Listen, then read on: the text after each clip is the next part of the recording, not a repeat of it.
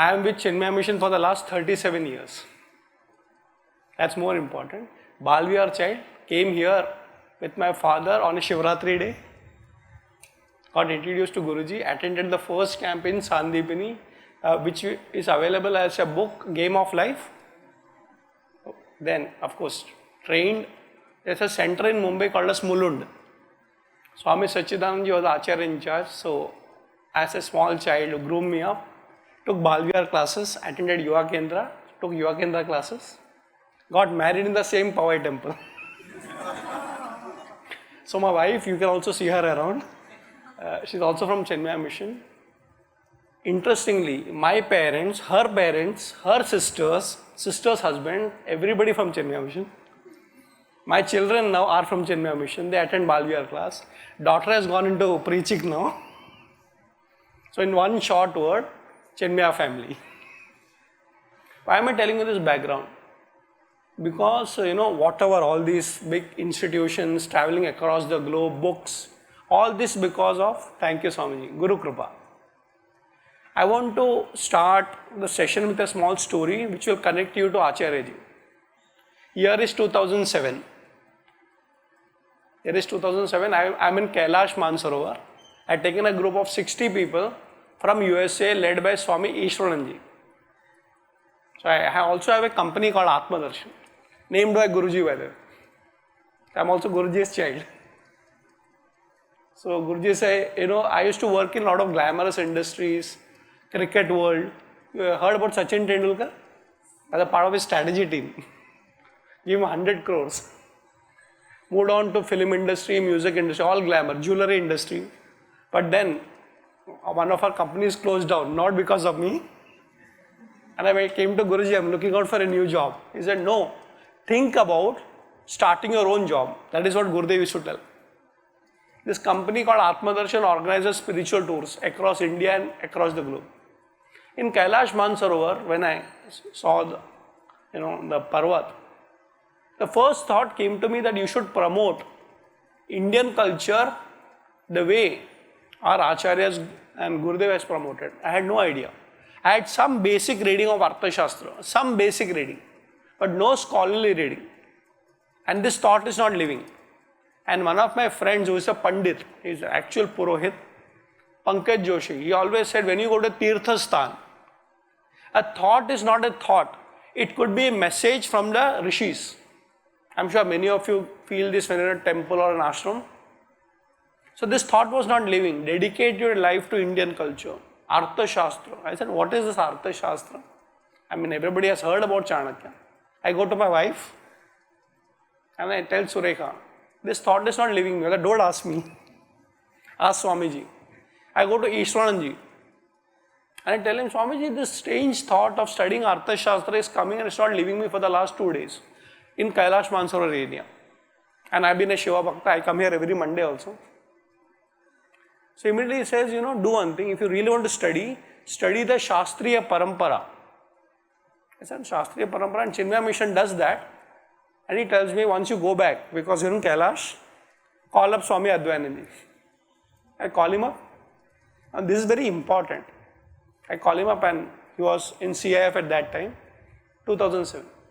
Swamiji, I want to study Kautilya Arthashastra. And he corrects me and says, not Kautilya, Kautilya. This is the beginning.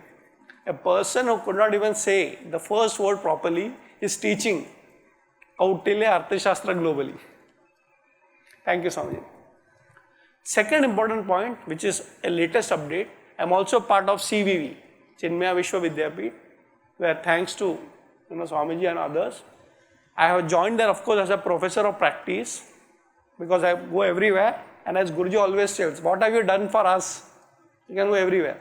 But important thing is that I am heading a center which is recently, it's not formally inaugurated. It's called the Kautilya Center of Leadership. So all this that you're going to be seeing is only a sample for the next 50 minutes. Punctuality is something that we all know, right? But I know that this is going to be what we call a sampler. But I'm sure there will be a lot of questions and a lot of dimensions that Indian scriptures, especially Arthashastra, has got to offer.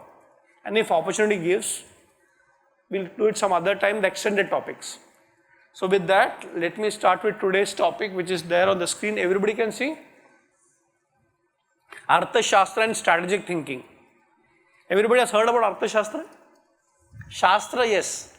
We are studying the Prasthanatraya. But Arthashastra is also a Shastra, but I'll explain that. But the first thing we associate with is Kautilya, right? Or Chanakya's Arthashastra. Let me start by telling that's a wrong notion. There are many Arthashastras. There are many Arthashastras. Kautilya Arthashastra is only one of them. It's like physics. There can be many textbooks on physics. There can be many scholars.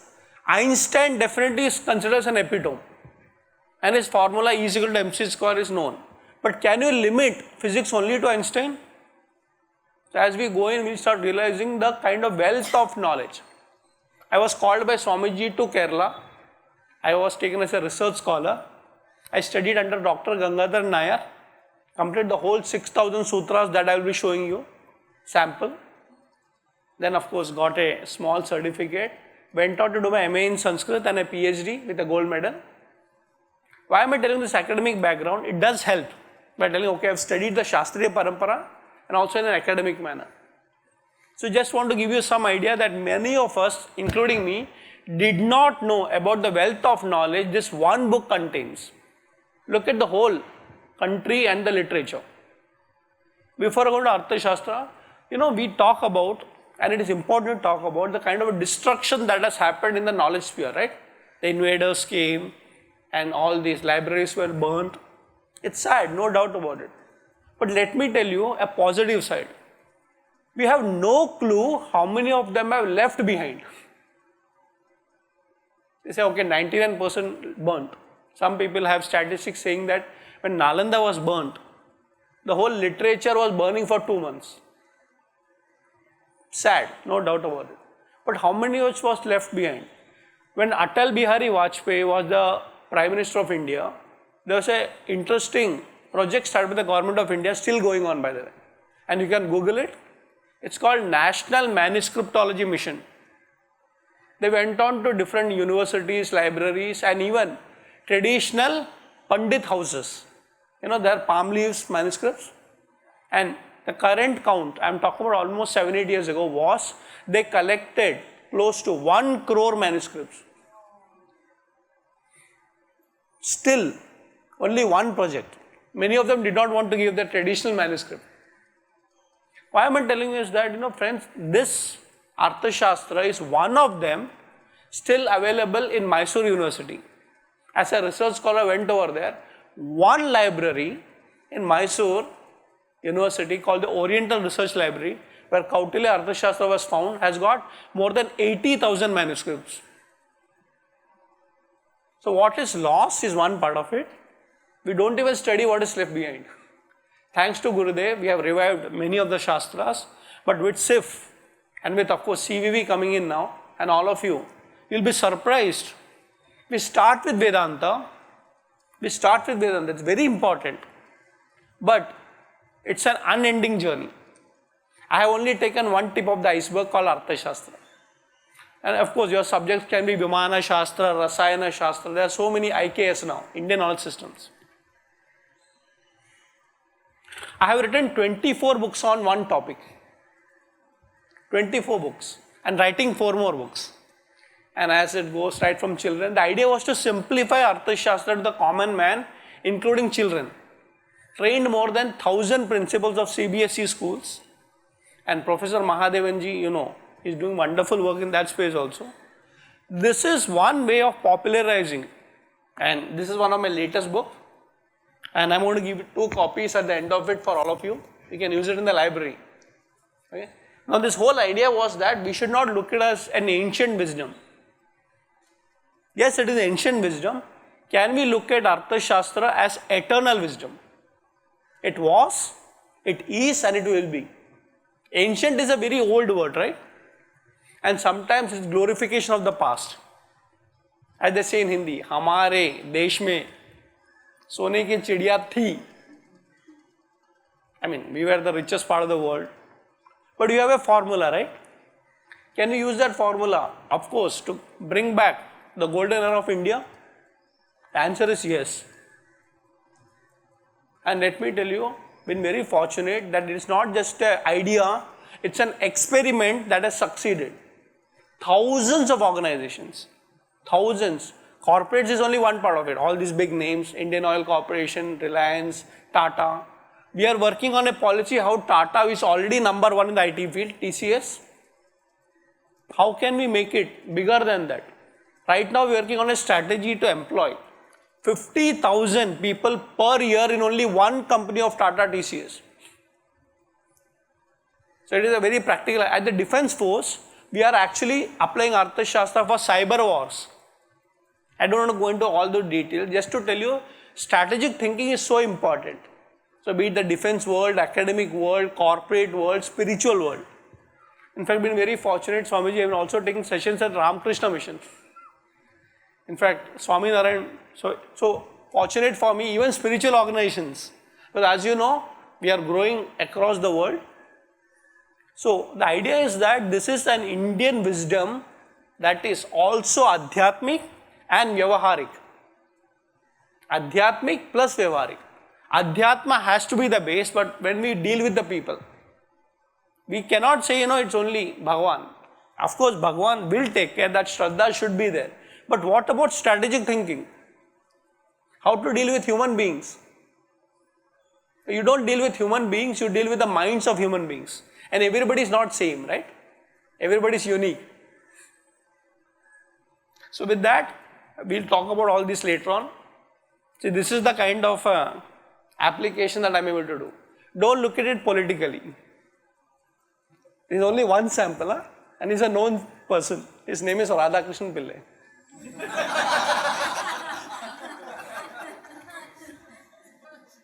I remember, by the way, this is a very old photograph when he was the Chief Minister of Gujarat. This is exactly before he went for the Prime Minister election in 2014. He tells me, how can you help me? I said, I can definitely help you, but how will you help the country? Journey doesn't stop. International Yoga Day, I was the chief convener. Okay, you do it. I'm not a yoga specialist. It doesn't matter. Use Chanakya for yoga. So all this that you find in United Nations today, I had a small role to play. So it is not just your field, it's also how do you think strategically. We have applied that in an organization called BCCI. Heard about it? Board of? Yeah. So even if we did not win the ODI World Cup, we are the richest. Of course, we won the T20 World Cup. We do training programs for the Indian cricket team also. In fact, we do a training program for coaches. In fact, my students are teachers at IIT. Enough of glorification.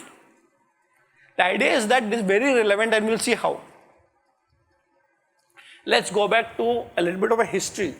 Everybody has heard about Chanakya? A quick, any idea who was he, when did he leave, what did he do? And definitely, why do we speak about him even today as a legend?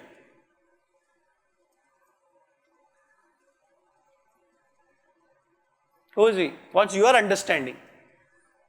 Your information?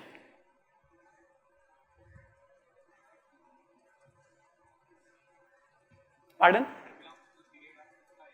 He belonged to the period of Gupta agency, yes, Chandragupta, right.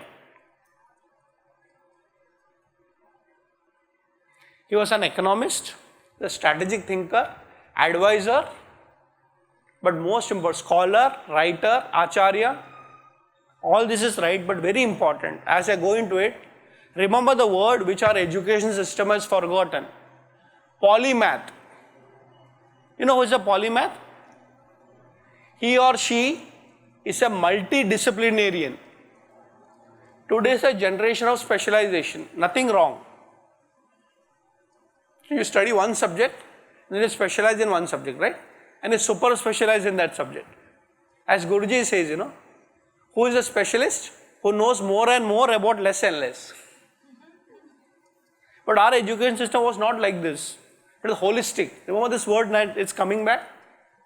Chanakya was a specialist in 180 topics. I thought, how can it be possible?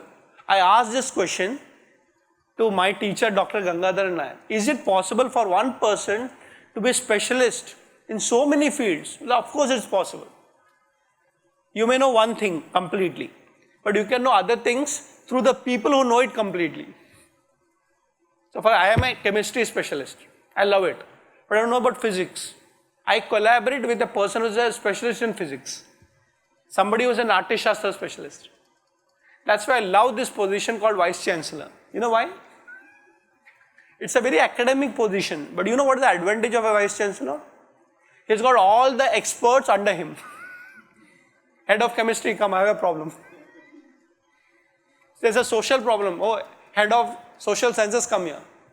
Acha, you are a specialist of AI. I don't understand AI. Can you have an understanding?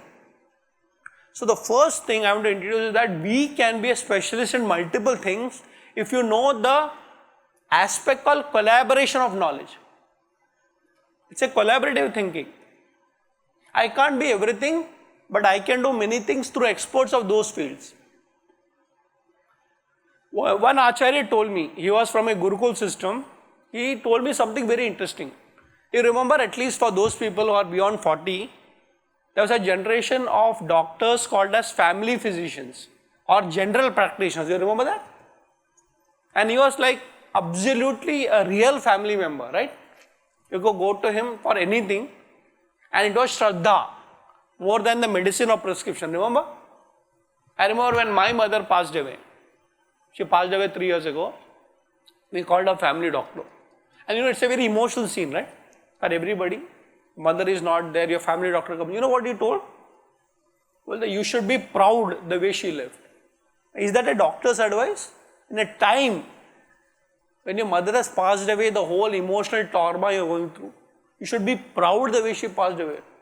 And like, you know, it's like, for me it was a shock. My father was there and he said, you know, she passed away without being admitted even once in a lifetime. Isn't that good? Did not suffer even a single bit. Did not even have to rush to an hospital. You should be proud. She had a full life, of course. She had done everything that a person could do. She had seen 3 generations and all. But that advice coming from a medical doctor is not a medical remedy. It's a way you connect, isn't it? So he's a psychologist, he's a counselor, he's also a medical doctor who says, now I'll give you a death certificate, go and dispose it. Is it that he's very casual about it? You should be proud, come on, dispose the body, you have some more room in the house now. And this Acharya told me that every village had a Vaidya, isn't it? If you look at the village system. But the Vaidya is not only for human beings. The Vaidya could understand the disease of a plant. The Vaidya could understand the disease of animals also. Today we have veterinarians separately, right? Well, how? I asked him, what is the whole logic? He said, you know what? The whole nature is interconnected. If there is a human being having a disease, definitely it will come from a plant or it will go to a plant. You remember all these so-called chronic diseases that gets contagious? For example, in 90s, AIDS, it actually said it came from animals. Now this village Vaidya had a holistic thinking, saying that I understand that if there is a problem in the water body of a village, that can actually become a disease for the whole village, including animals. I am not telling that animals should not have a specialist doctor, a veterinarian. But how much have we missed on this holistic thinking? So this is a word called as interconnected world. Even in the field of knowledge, everything is interconnected. Of course, we are studying Vedanta, everything is Brahman. But Brahman is not your Brahman versus my Brahman, right? Your field versus my field. Your specialization versus my specialization. No. So as we go ahead, remember he is a polymath. And if you develop that thinking in your life, you'll be surprised. No problem can be unsolved. Huh? Otherwise, oh, I have a problem, you go to a doctor. What's the problem? I got a ear pain. Sorry, I'm a heart specialist. Go to an ENT specialist. You go to an ENT specialist. What happened? Ear is paining. Okay, which ear? Right ear. Sorry, I'm a left ear specialist. You got a right ear ENT specialist. What's the problem? Ear pain. Where? Inside or outside? Inside. Sorry, I'm an outside right ear specialist. So that's what happens. So when you develop this kind of an approach that Chanakya has spoken about, you'll be surprised. I'm not telling you will solve every problem, but you'll understand every problem. So let's see a little bit of history. Born in the 4th century BC. He is a historical character, not an imaginary one. Known by 3 names: Vishnugupta, Kautilya and Chanakya. So you can see different names, different references. Did you get a chance to see Upanishad Ganga? 2 episodes are dedicated to Chanakya. So there also this name Kautilya is quite frequently used. In the academic world, Kautilya is more popular. In the general world, Chanakya is very popular. And if you look at the Shastriya Parampara, the Gotra is Kautilya. Kutila also is a name that comes. Kutila Niti, shrewdness. So in the warfare, it's very popular. Kuta Niti, political field also. Now, a quick snapshot about his life. Had taken an oath to pull down the Nanda dynasty. His area was Patliputra, modern day Patna in Bihar. Of course, he left, he studied in Takshashila, modern day Pakistan. And he came back to India. And of course, he is known as the creator of Chandragupta Maurya as an emperor of India. That's why he was a kingmaker. Responsible for the defeat of Alexander when he came to India. You know, we had so many invaders after that.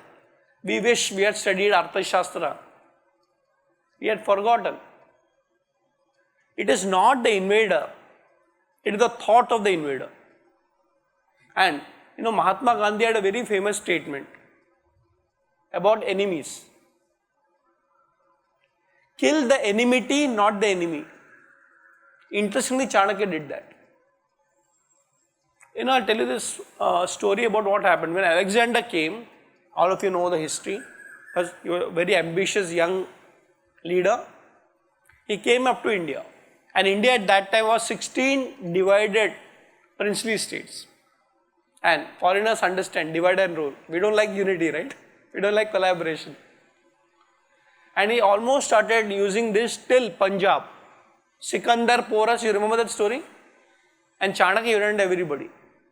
But Chanakya also saw the good part of Alexander. You can learn something from foreigners also, from enemies also. You cannot say, you know, because that they are also God's creation. Somebody coming all the far way to conquer, look at the ambition. He said, we are not ambitious.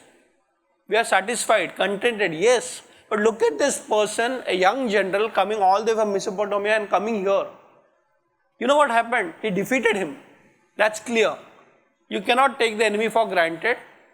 Otherwise, as they say, you know, with sometimes Atiti Devo Bhava. You can have Ravana coming in. So, no, I will defeat him. He defeated Alexander. But you will be surprised, he also defeated and killed the enmity forever. You know what happened? After Chandragupta Maurya became the king, Alexander went back. He was not killed. He went back with his army because they were demotivated and all. That's another story, how he demotivated. But Alexander was waiting for an opportunity. And I'll tell you, in the warrior community, Kshatriya community, it's better to die in the battlefield, right? And then come back defeated. You know what he did? Alexander, he left behind his general called Seleucus. And said, okay, when the opportunity comes, attack. I will not leave behind India. And you will be surprised, Chanakya came to know that. What a determined person, right? The end of one war is the beginning of the next. It goes on and on and on. But you know what Chanakya did? Say, how do you now do this? Alexander is gone, he's left behind his general Seleucus. He studied and he found Seleucus' daughter, her name was Hellenes. He made sure that Chandragupta got married to her. India's first international political alliance. Now tell me one thing, who will attack a house where your daughter is married? Hindi में कहते हैं ना, बेटी को दिया है, उस घर को थोड़ी अटैक करेंगे. From that time till today, India and Greece never had any problem. Isn't it wrong? Permanently finishing a war and enmity. Now you may think this is kalpanik. I'll tell you, I verified this. I'm a researcher, right? I'm a scholar. I represented India in the World Congress of Philosophy, and around 10 years ago, I don't remember the year, the Congress was held in Athens, Greece. And I was part of the delegation from the government. We went there. And the host over there was one professor of philosophy in Athens University. His name was Professor Demetrius. It's a very Greek name. Very common, like we have Ganesha here, Vinayak here. Demetrius is a very common name. And I was very happy that we all professors came from India, representing Indian philosophy in Greece, which is the cradle of Western civilization or Western philosophy. So he was like very pally. It's like, host of the highest order, especially in a European country where everything is very formal, right? Then I asked Professor Demetrius, why are you so pally to us, all of us? He said, you know what? I have done my PhD in BHU. Of course, that Gurukul affiliation is there. And my topic was Greeks in India. Now my Arthashastra came out. Greeks in India. It was something very interesting.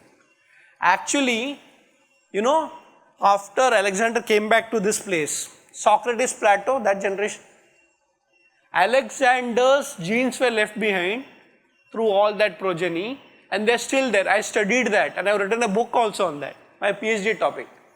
If anybody is interested, you can read that. Greeks in India by Professor Demetrius. That's not the point. Yesterday in my office came a community called as Bhanushali community. Have you heard about it? It's a very, very business community. They have, some congregations in Kutch, in Gujarat, in Bombay, in Punjab, some different parts of India. So the leaders came to me and saying that, we want to know our Gotra. We want to know our Gotra. I said, I am not a Gotra specialist. No, but Arthashastra. Tell us what to do. I'll say, give me basic data, I'll get some researchers involved and we'll find out. They are ready to spend 5 crore rupees for doing an origin search of their origin. Today we have DNA, right? So today every Indian community is coming back to Gotra. And they say, give me basic data. What we have heard, folklore, that thousands of years ago, our ancestors came from Rome and Greece. Now I'm interested. So I don't want to go into that, but what I'm saying is that there is a reference even today that Alexander was defeated historically, but enmity could be ended. Strategic thinking. Of course, Ashoka was the grandson of the same Chandragupta Maurya, and Ashoka is taught even in Japanese schools. India's first global emperor. But coming back to us, because we study textual knowledge, right? Shabda Praman is our main authenticity. Shastra Praman, 2 books, Kautilya Arthashastra and Chanakya Niti. So I am going to introduce you to this book, Arthashastra, and then I'll talk about strategic thinking. Known as a book of economics, traditionally, scholars categorize this as book of economics, statecraft, political science, Rajaniti, punishments, Dandaniti, warfare, Rananiti, and Niti strategy. So one book, multiple dimensions. And look at this, original written in Sanskrit, had the fortune of studying all the 6,000 sutras in Sanskrit word by word. Thanks to Dr. Gangadhar Nair, one teacher, one student. Swamiji actually designed the course for me. There was no course at that time. Today, of course, we have many programs. One teacher, one student you have to reach, and he gave me a scholar's block to stay. I stayed at SIF. But I'm telling you, each word is a dimension by itself. I can't go into 6,000 sutras, but just to tell you, this has got 150 chapters divided into 15 books, 180 sections. So such a vast topic, right from leadership, management, go on and on and on. But broadly speaking, it's a book of leadership, because this was primarily written for Chandragupta Maurya.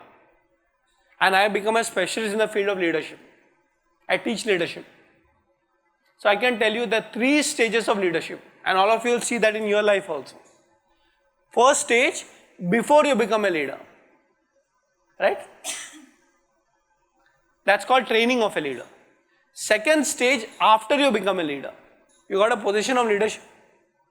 And third stage, exit of leadership. Huh? Nobody trains that. So I'll give a political example. So nowadays a lot of elections happening everywhere in the world. One is how to become a leader. That's an election process. And most of us know it's not election. Maybe it's a manipulation process, vote bank. So the first science is called as the science of how to become a leader, the training part of it. But I'll tell you one thing, after becoming a leader, a new problem starts. Right? There's a saying in Hindi, kissa khurchi ka. Till you become a leader, people will help you. After you become a leader, what to do? Many of you will be joining centers of Chinmaya Mission with the Acharya in charge.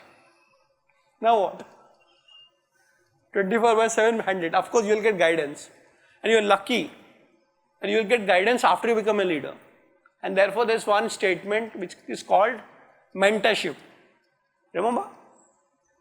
One is coaching. Coaching is before, mentoring is after. Now think about it. You have been a very successful leader. You have a leader telling you what to do and what not to do. But there comes a time you have to exit. Huh? Many people don't like that. At 80 also.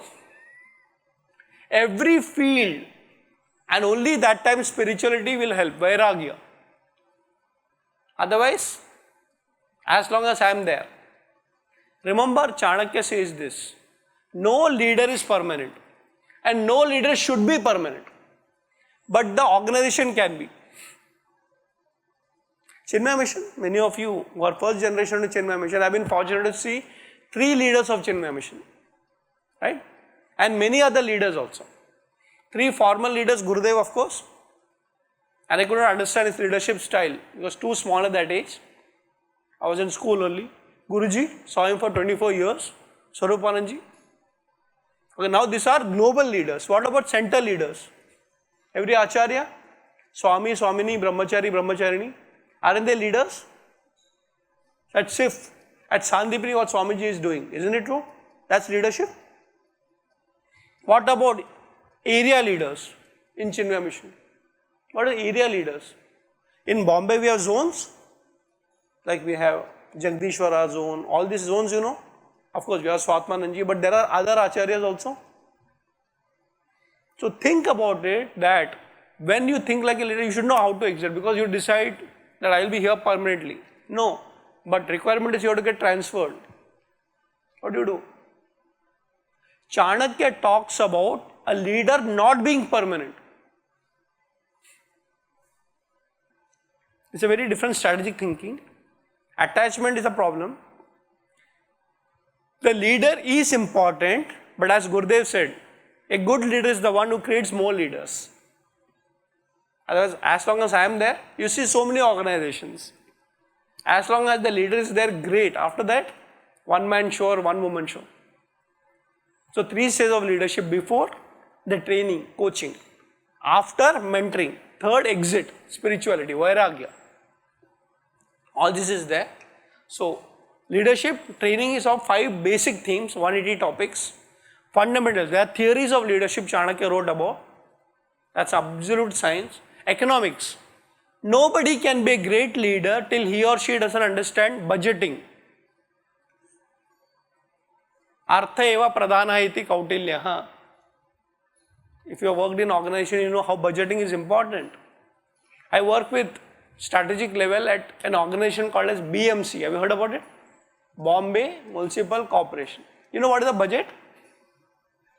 37,000 crores. The 3rd largest municipal corporation in the world. Full-time employees 1.2 lakhs. How many schools do they run? Only in Bombay, primary schools 2,200. How do you think they run? Systems, process, budgets. Isn't it true? And good leaders. 300 ashrams of Chinmaya Mission. CCMT. Isn't it true? So there's an economic angle also. Chanakya says you have to get trained into that. Law. What is law? Legal aspect. We are responsible to the government. Isn't it true? We have a charity commissioner to report to. That's a spiritual organization. What about army? They have something, their own laws. We have a court martial there. Corporate laws. Isn't it true? So leaders should also know the legalities. And of course foreign policies. What works in one place may not work in another place. You'll see a global organization. I remember I was in USA, Swami Dhiranandji. Yeah, I went to his ashram. So, and I had communicated to him, and of course you should come. And I went to Dhiranandji, and of course Shantanandji was also there in New Jersey. Please come on a Sunday. Okay. And say, over here, only Sunday works. Isn't it true? First time I got a cultural shock. Okay, everything is super organized on a Sunday. In India, you can go anytime, anywhere, right? I was in Nepal, Chinmaya Mission, Nepal. There, the time to get together and have classes is weekdays. Nobody will come on Saturday, Sunday. Weekdays after 7 o'clock. The timing is 7 to 8:30. So you see, same organization, every country, the policies are different. Isn't it true?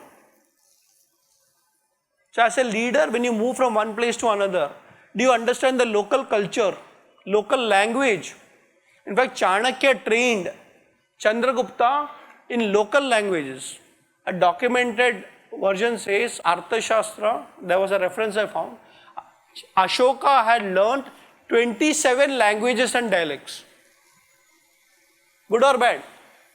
If you are in Maharashtra, if you speak in Marathi, will it connect to the common man? When you study the training of IAS officers, I train some of them also, IPS officers, civil servants. You know, there's a custom called cadre. You have to choose that cadre. For example, I am from Kerala, origin, but I want to be posted in Bihar. They actually will teach me those language. You know that? It's a part of the training. I have a friend who is from Maharashtra, posted in Haryana. There's a language called Haryanvi. So think about you as a leader, when you go to that place, language becomes an essential skill. Written, communication, verbal, and also cultural. You know, in TCS, Tata Consultancy Service, if you are promoted to a foreign country, 6 months you are trained in a subject called as cross-cultural behavior. So I am from India, I am a very good performer, an IT expert, have a great IT team, great program director, whatever. Now next you have got a chance in Germany. Even though I got a promotion, I have been trained for 6 months in India because my team over there will be German. Isn't it true? I have to understand their festivals, their eating habits, their work habits, their policies. It's called cross-cultural behavior. When you go over there, you have to be trained here. So all these are important as foreign policies and war. Competition is there. Purely war is against two enemies. We are not talking about that. Yet, there will be people who will not like you. Why? That's a different question. How do you manage it? So there are theories like Samadhana, Beda, Danda. Have you heard about that? Enemy's enemy is a friend. Now this will go a little bit more political because that's where people apply it, but that's not true. I'll give you an example how it is relevant for leaders of any field. You know, as you go higher and higher in your professional or even your spiritual journey, time will become a critical asset for you. Isn't it true? As they say, it's in 24 hours. A leader should understand the value of time and the value of the time of others. I love this place because of the clock. And thank you, Mahaji, specific. 11:30 or to end. Why am I telling you 11:30? Because it's collective time, individual time, Swamiji's time, everybody's time, right? Now let's look at it. So you are a leader of an organization or a center. There are 10,000 devotees. They want to come and meet you personally. Possible? Possible? But you can't say no also. How do you manage it? There's a strategy called grouping them. So everybody come in the temple the evening 6 o'clock after Aarti. Have you seen Guruji meeting people? It's time grouping. And also specific time. If you require, come inside. So 10,000 people, okay. Guruji will be there for festival. Online, YouTube, that's also time management, right? But when you say no, 1,000 people, you can have a smaller group. Okay, 100 people, still manageable. But also one-to-one. Believe me, it's not easy. And Chanakya has given a solution for that. So when you have this, for example, when people come to you, they will have an agenda. It could be as simple as taking your blessings. But they want directly, face to face. Some people go on and on and on and on, my goodness. They don't understand the point. But can you understand what's the point? Civil servants are trained in that. When people come, they have been trained. You know what is the training? In 10 seconds, they have to understand what the person wants before he or she verbalizes it. 10 seconds. Now they are working on modules, Swamiji, to make it 5 seconds. They don't have to, Pillai, like, what do you want? That's a very, very, formal way of asking. And if somebody just wants to speak, you have to judge. Or you want a signature. Now you have to get him out because the second meeting is waiting. And second meeting is a decision making with 5 people. So there are 2 concepts, I will not talk about it today. It's called individual time management and collective time management. Intelligent time management with the intelligent people and time management with masses. If you study the Raja, the kings meeting people, there are 2 divisions. It's there in Indian culture also, in the Middle East also, in the Western culture. Have you heard about a king meets people at 2 different places? Diwane-Aam or Diwane-Khas. You heard these words? Aam means Aam Janta. So the king will go out. You see in the Mysore palace, he will come once in a year and like everybody can come darshan. Aam. Khas, only few people, one-to-one. Only ministers will be there. That's a very strategic thing. So when you form a committee, it's not masses, it's a classes. And there you have to know everybody one-to-one. Strategic decisions are always with the classes. A few group of intelligent people telling you what to do and what not to do. So when your trustees with you, it is not masses. Isn't it true? They are carefully chosen who will give inputs. And of course, they also have to execute. So all this strategic thinking is there. So you have to know people. Of course, Chanakya spoke about sciences like gemology, Ayurveda, architecture, go on and on. 6,000 sutras, but just a snapshot.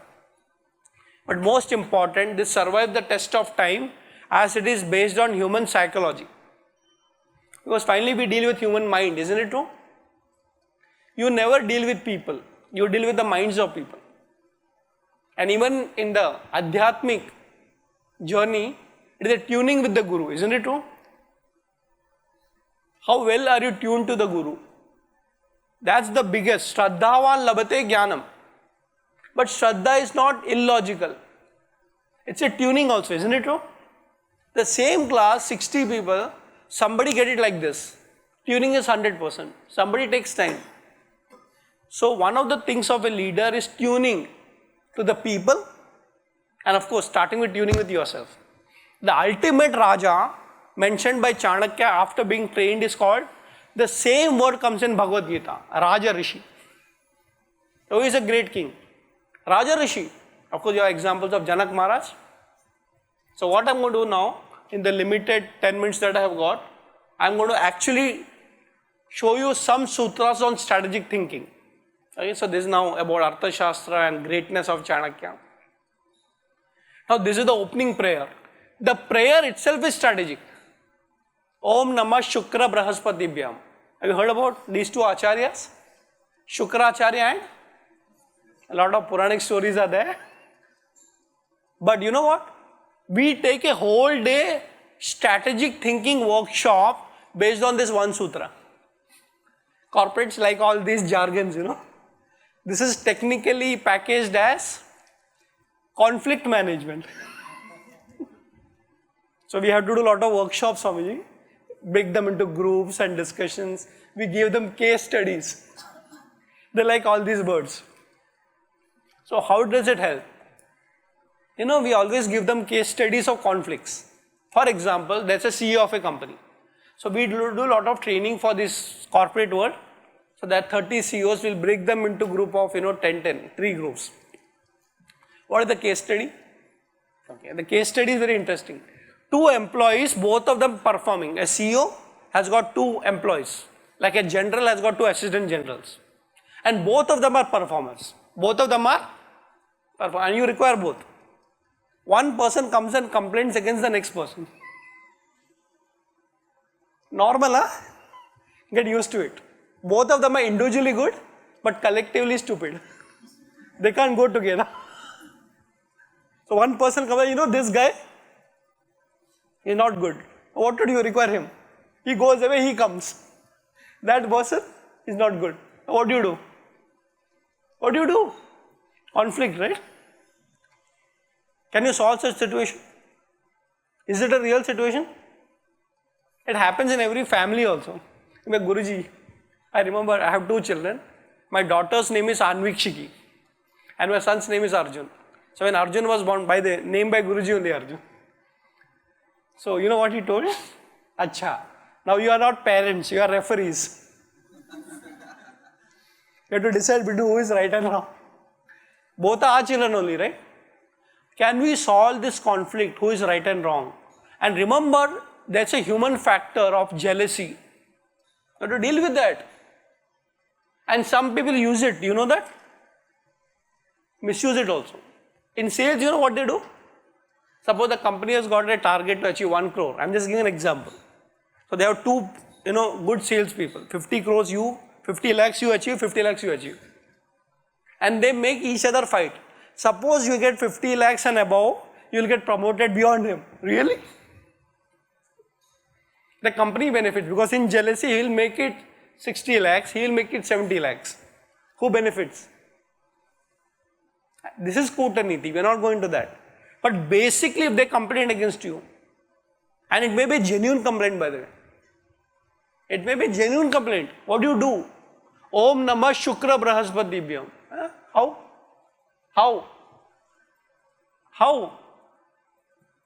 So you have to listen to both sides. First things first. Shukracharya. Interestingly, Shukracharya is the guru of. Look at the negative side first.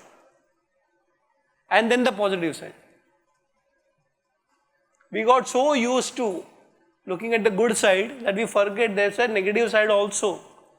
And creation requires both, Dvanda. Anode and cathode, both are required, right? So get used to looking at the negative side. In the financial field, this is called risk management. What if one person has to be actually fired? Who is a different question. Why is a different question. But can you actually operate with only one person among 2? Strategic thinking. We got so used to 2. Isn't it? Of course, the ideal is to have both. But negative side says, what if one of them is actually wrong and has to be fired? When you think negative, you also start thinking practically. I'm not telling you to get it used to negative thinking. Shukra. Brahaspati, the symbolism of good. Listen to both. What is this person saying? So the process, I've written in my book also, how do you take a decision in conflict situation? Listen to them individually, not collectively. Okay, listen to him, okay. Let the other person wait. Tell me whatever you want. Understand the human factor, the realistic, whether he's true, whatever he's saying, write down if required. Understand, analyze it individually. Okay, next person, again individually. Collect the data. You have a Viveka Buddhi. Now there comes a situation. You are not sure. Now both sides you heard, what to do? If you are not sure, ask an expert. You can also consult somebody, right? One of the problems of leadership is that everybody thinks he or she has to take a decision. You can arrive at a decision, but you can take suggestion before deciding. And therefore, the word Chanakya says in training of a leader is called Vriddha Sanyogaha. Always have a mentor with you even if you are a leader. I remember I was with Swarupananji in university when I was in Kerala just 2 weeks ago. So we are spending time with Swarupananji. He was telling me, I'm so happy. This is not easier, by the way, running such an organization. I'm so happy whenever I want, I can call up Guruji. Will you be in touch with Acharya ji after the course? What? So, not, please understand, this applies in every sphere of life. I always tell my students, your course is over, you are passed out. One of my students, he is heading a center in IIT Kharagpur and he's got his own problems. But every week he'll call me up. I say, don't worry, Shantro, I have different problems. So 2 conflicts individually, then Vivek Buddhi, but if you still can't solve, ask an expert who has seen bigger problems than you. Isn't it true? And believe me, he or she will give an insight. And it's so easy. I remember when I have conflicts, I land up with Guruji. ये कोई problem है क्या? Don't waste my time. For him, it's not a problem. We've seen so many like that. Think about it. You look at both sides, but you solve it also. Om Namah Shukra Brahaspatibhyam. Start getting used to what is called risk management. Like today we say, if you have a hall, a good planner, strategic thinker will always tell where is the fire extinguisher or the exit. Before you enter, you plan your exit. I'm not telling you to run away. You may get caught. So there's a plan ABC. If plan A doesn't work, plan B. If plan B doesn't work, plan C. All that. In fact, Chanakya talks about plan XYZ also. Till you win the war, you cannot come back. So take extra people. In the cricket team, you take extras also, right? We don't plan enough. We go to the war without planning. There's a saying in the Indian army. The more you sweat in peace times, the less you bleed in war times. And sweating doesn't mean only physical workout. No? Intellectual thinking is very important. Planning is very important. So as Gurudev's very famous quote, plan out your work and work out your plan. Strategic thinking. The more you plan, the more you are successful. Okay? Om Namah Shukra Baraspatibhyam. I'll take one more sutra and wind up over here. There are many, of course, but I'll tell you a joke. Guruji says this, in one of his talks. There was a thief. There's a thief and she always get caught. I don't know if you heard this story. And he'll be president in front of the judge. And the judge will give him punishment, okay. Because of small, petty theft, 2 days in jail and then give him some nice advice. Bura mat karo, bura mat suno, acha karo and go.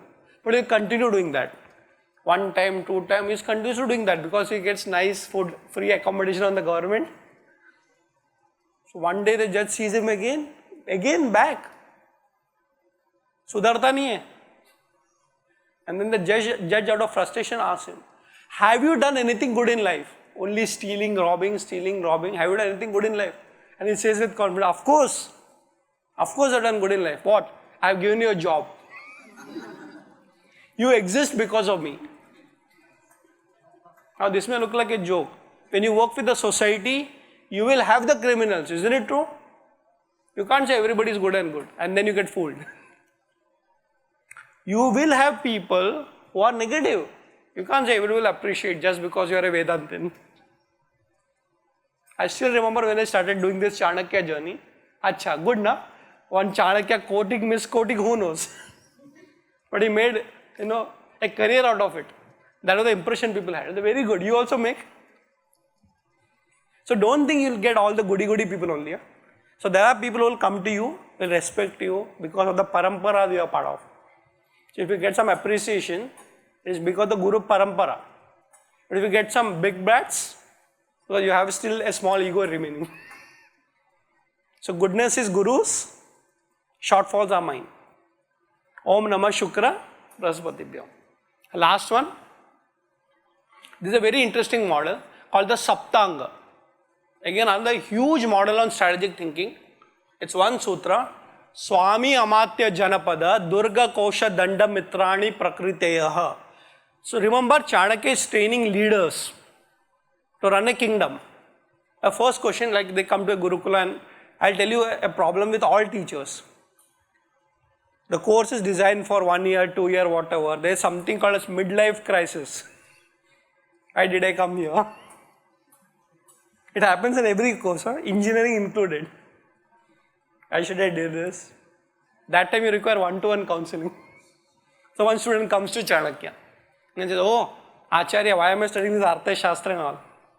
To become a leader, because you require one-to-one. What leader? My father is already a leader. I got born with a silver spoon. No, even if you are born with a silver spoon, you still need to be trained in leadership.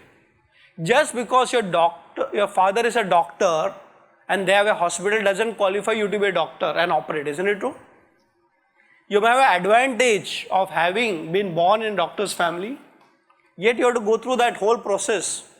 You can't say, doctor ka beta doctor. So you have been trained to become a leader, and what should a leader do?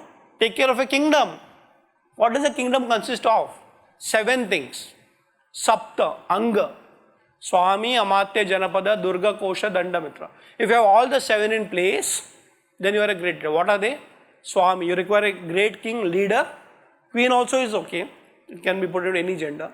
Amatya, can the king run the whole country alone? He requires Amatya, which we call ministers. Janapada, Praja. What is a kingdom without Praja? Durga, fortified city. In the olden days, they were like forts. Kosha, treasury. Danda, army. Here, Danda is not rod, it's army. And Mitra, allies. So if a kingdom has got all the 7 in place, it's a great country or a great kingdom. It starts with you, leadership. Yad acharti shreshtaha tadda deve itaro janaha. Sayat pramanam kurte lokastad anuvartate. So the leader has to be a Raja Rishi with a spiritual base. But then that's not enough. You require a Mantri Parishad, you require an army, you require finance, etc. etc. We'll stop here. Think about it, any country. All the 7 will be there, or if anything is missing, correct it. Strategic thinking. For example, India. Let's take India as a country. Who is the Swami or Swamini?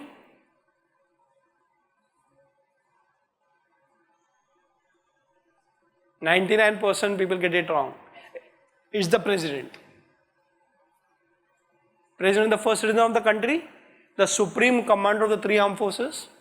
We have Draupadi ji now. It's a position. It is not a person. So yeah, we have a president. But can the president run it alone? The judiciary system, there's a parliamentary system. So we have ministers, and one of them is the head called the Prime Minister. Right? Right now we have Modi ji. Before that there were many others, and they'll be after. The president also keep changing. Now, in our country, we have the president, Swami, Amatyas, Janapada, 140 crore Indians. The number could be growing also. Durga, infrastructure. A modern day adaptation, not just physical infrastructure or houses, roads, ports, airports, digital also, Wi-Fi. Kosha, finance, 3rd largest economy of the world, blah blah, all that. GDP. Swami, Amatya, Janapada, Durga. Kosha, Danda, army. I train the army, it's one of the best in the world. We are ready for cyber wars, space wars, physical wars, we have the best equipments. And Mitra, foreign policies, G20. Those who are traveling will understand the value of Indian passport now. I remember first time I wanted to go to UK, rejected. Why? Poor country, 15 years ago. Now, golden entry visa. I have been offered something called an Einstein visa. Have you heard about it? Anybody has heard about it? No? Very interesting visa. Einstein visa is a highly specialized category given to very unique individuals who are number 1 scholars and PhD. Second, they don't feel them a threat. Academic background with university, CVV. Why don't you come over there? No questions asked, not even PR. But I found out, is it only because of me? No, because of the foreign policies. Today, a country is standing is because of the allies. The whole world is fighting, we are neutral. Our foreign policies matter. I just want to stop here saying that you can think about this model. That's why we call it a thinking model.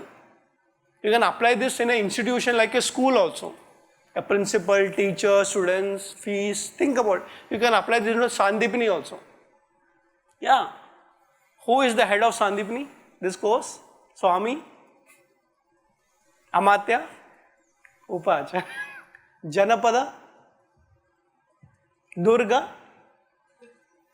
Kosha? Somebody has sponsored this, right? Rishiputra. Danda? Support system. All these people are running around making food for you. They are support system, right? Mitra? With that, I like to stop over here by telling that this is just the start.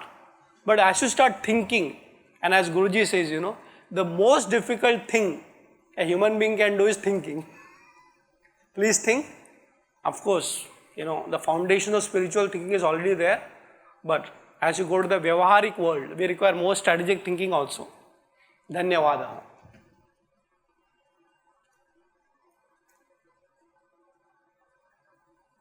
If there are questions and time, we can take it, or I am done.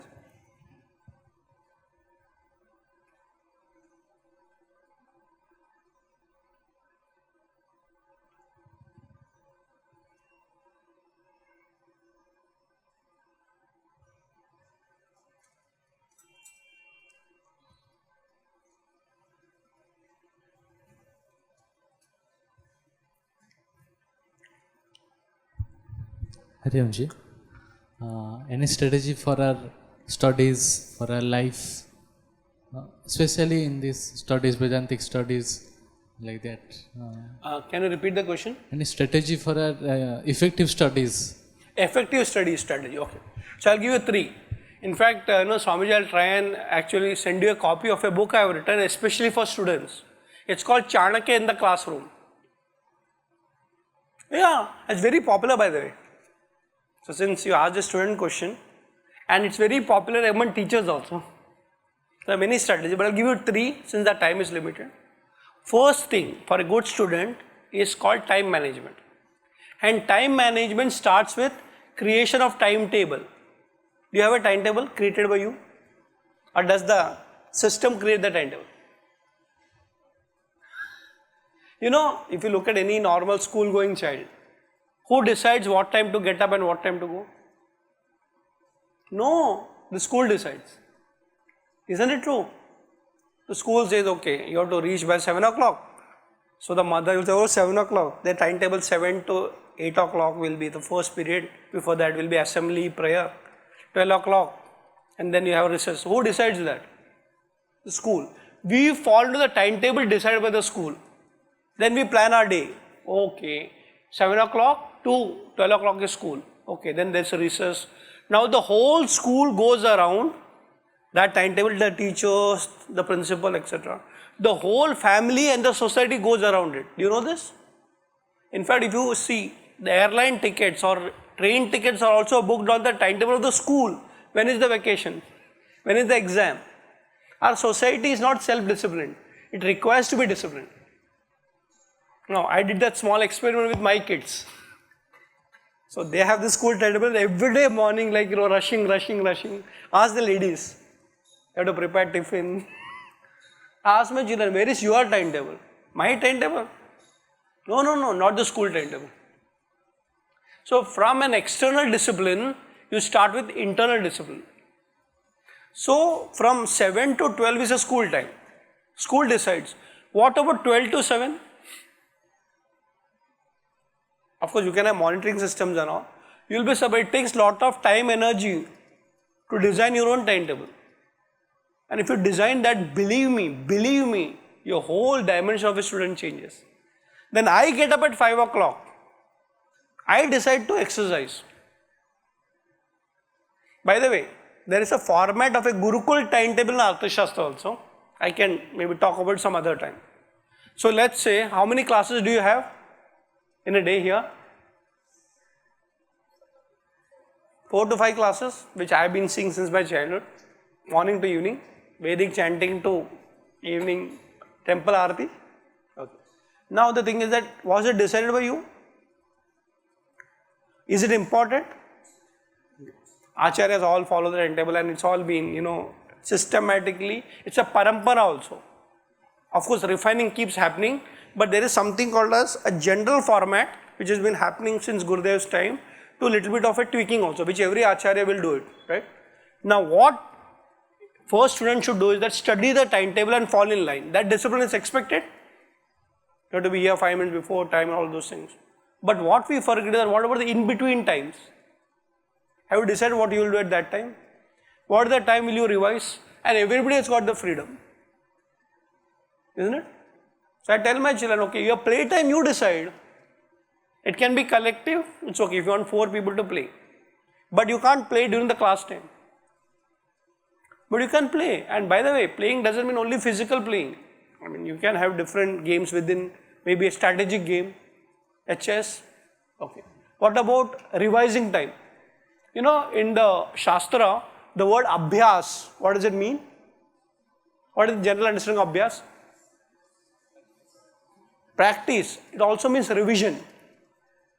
How much time do you give allotment yourself, not collective but individual Abhyas. The same thing I have to do, study, ask questions, write down.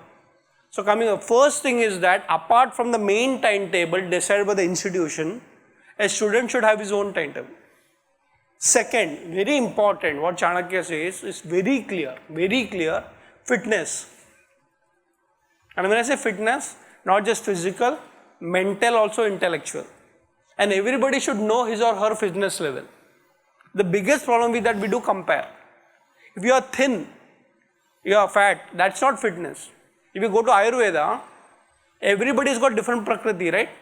Vata, Pitta, Kapha, I'm not going to do that. But do you know your fitness level energy wise? And as you know, Brahma Muhurt, your studies are better, sleep at this time, get up at this time, all those things. But fitness also has got a diet plan. I'm sure there will be a lot of inputs here. So first thing is your own timetable fitness. Now comes the third part for students. One is called as, and it's very much used, collaborative learning. Do you have group studies?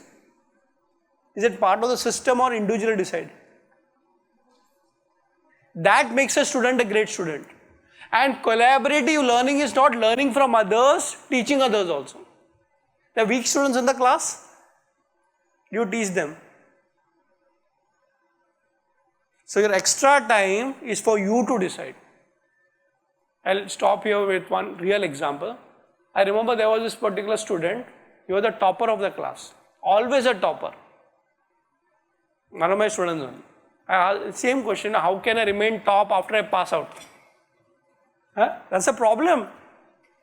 I know of a person in IIT Bombay only here, attempted suicide. Full topper throughout, and when he came to IIT, that's also he cracked. The first year exam he came second. Those who are toppers have a problem. Always first, no? So this student came and said, how can I be a topper after I go out? You know what I told him? Teach those people in your class who are not as brilliant as you. It's not easy. Jealousy is there, and the world is not going to be like that. Have you actually made groups where people really require help? And sit with them, say, you require help?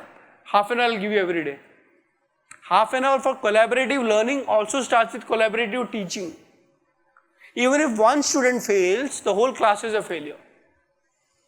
But we are so interested in my topping the class that we forget that we are a whole lot.